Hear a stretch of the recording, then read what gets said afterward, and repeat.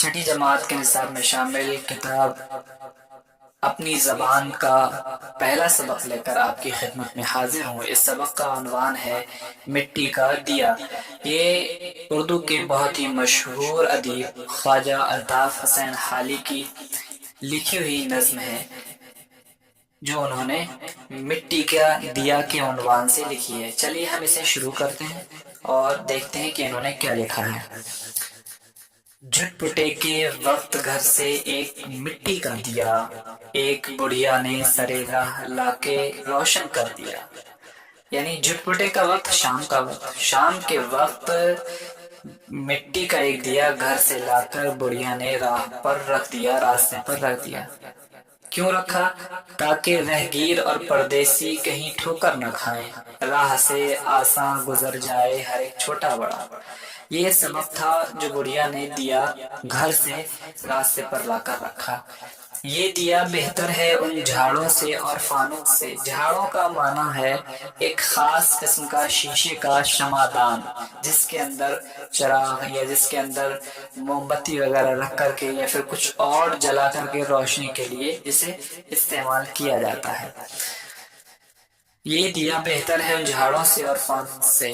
کیوں بہتر کیوں ہے دیا ان جھاڑوں اور فانوس سے بہتر کیوں ہے؟ سبب بتایا، روشنی محلوں کے اندر ہی رہی جن کی سزا۔ یہ دیا بہتر ہے ان جھاڑوں سے اور فانوس سے، روشنی محلوں کے اندر ہی رہی جن کی سزا۔ یہ دیا ان جھاڑوں اور فانوس سے بہتر ہے جو محلوں کے اندر صرف ایک خاص لمیٹڈ اور محدود علاقے میں روشنی کرتے ہیں، اور یہ دیا سب کے لیے عام ہے۔ گھر نکل کر ایک ذرا محلوں سے باہر دیکھیے، ہے اندھیرا گھپ در و دیوار پر چھایا ہوا۔ گھر نکل کر ایک ذرا محلوں سے باہر دیکھیے، ہے اندھیرا گھپ در و دیوار پر چھایا ہوا۔ یعنی ذرا محل سے، گھر سے باہر نکل کر دیکھیے کہ در و دیوار پر کس قدر اندھیرا چھایا ہوا ہے۔ شاعر نے آگے لکھا ہے، سرخ رو آفاق میں وہ رہنما مینار ہے۔ سرخ رو یعنی باعزت، آفاق میں وہ رہنما مینار ہے۔ رہنما مینار کا معنی یہاں پر جو ہے وہ ہے چھوٹے چھوٹے تارے، روشنی سے جن کی ملاحوں کے بیڑے پار ہیں۔ یعنی وہ جو ستارے چمکتے ہیں تو ملاح سمندر کے اندر اپنی حد اور وہ اپنی منزل طے کرتے ہیں ان ستاروں کی روشنی کی وجہ سے۔ امید ہے کہ اس کا خلاصہ سمجھ میں، اس کا مفہوم سمجھ میں آیا ہوگا، وضاحت سمجھ میں آئی ہوگی نظم کی۔ اب ہم دیکھتے ہیں الفاظ معنی۔ جھٹ پٹے کے وقت کا معنی کیا ہوگا؟ سورج ڈوبنے کے وقت، شام کے وقت۔ سر راہ، راستے میں، رہگیر راستہ چلنے والا راہی، پردیسی مسافر دوسری جگہ کا رہنے والا، جھاڑ شیشے کا بنا ہوا ایک قسم کا شمعدان، فانوس چراغ کی حفاظت کرنے والا شیشہ، چمنی جسے کہتے ہیں، اور صدا یہ ہمیشہ کے معنی میں ہے، صدا ہمیشہ کے معنی میں، سرخ رو کامیاب کے معنی میں ہے، آفاق افق کی جمع ہے، دنیا کائنات، رہنما مینار وہ روشن مینار جو سمندروں میں جہازوں اور کشتیوں کو راستہ دکھانے میں مدد کرتے ہیں۔ یعنی وہ جو ستاروں کی تشریح کی تھی وہ مناسب نہیں، بلکہ جہاز اور کشتیوں کو راستہ دکھانے میں مدد کرنے والے روشنی کے مینار۔ جہازوں اور کشتیوں کا قافلہ، کشتی چلانے والا، جہازوں اور کشتیوں کا قافلہ، منزل پر پہنچنا، کامیاب ہو جانا۔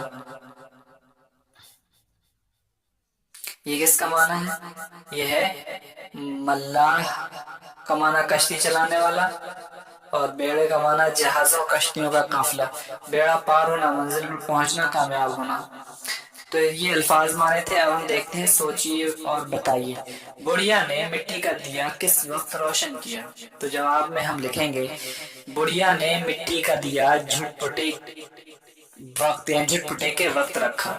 نمبر 2، راستے میں مٹی کا دیا روشن کرنے کا کیا مقصد تھا؟ تو راستے میں دیا روشن کرنے کا مقصد تھا تاکہ راہگیر اور پردیسی کہیں ٹھوکر نہ کھائیں، یہ مقصد تھا۔ اس کے بعد سوال نمبر 3 دیکھ لیں اس کا، مٹی کا دیا جھاڑ اور فانوس سے بہتر کیوں ہے؟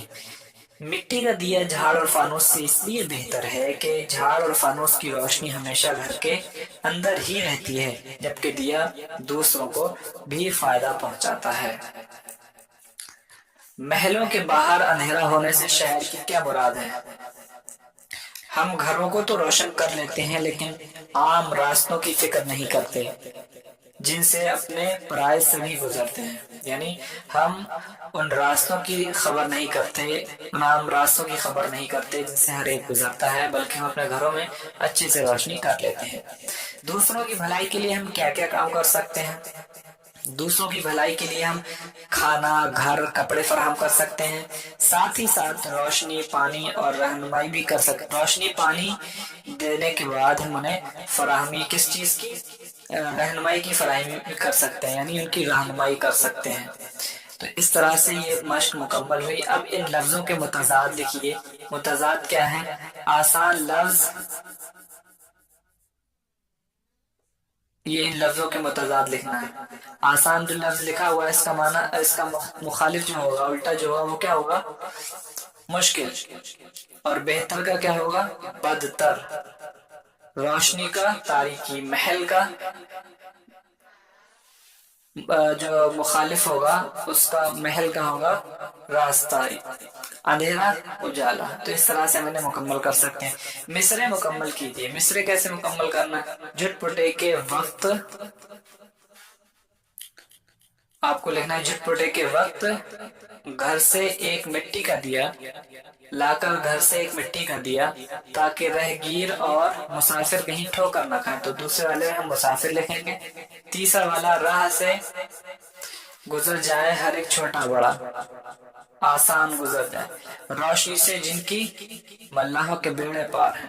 تو اس طرح سے ہم انہیں لکھ سکتے ہیں۔ املا درست کیجیے۔ بڑھیا، بڑھیا ہے، بڑھیا۔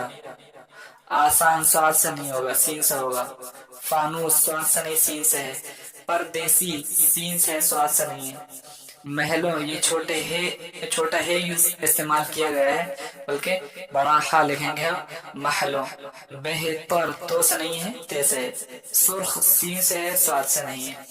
اب لکھیے، اس نظم کا مطلب اپنے لفظوں میں لکھیے۔ آپ نے بھلائی کا کوئی کام ضرور کیا ہوگا، اسے اپنے الفاظ میں لکھیے۔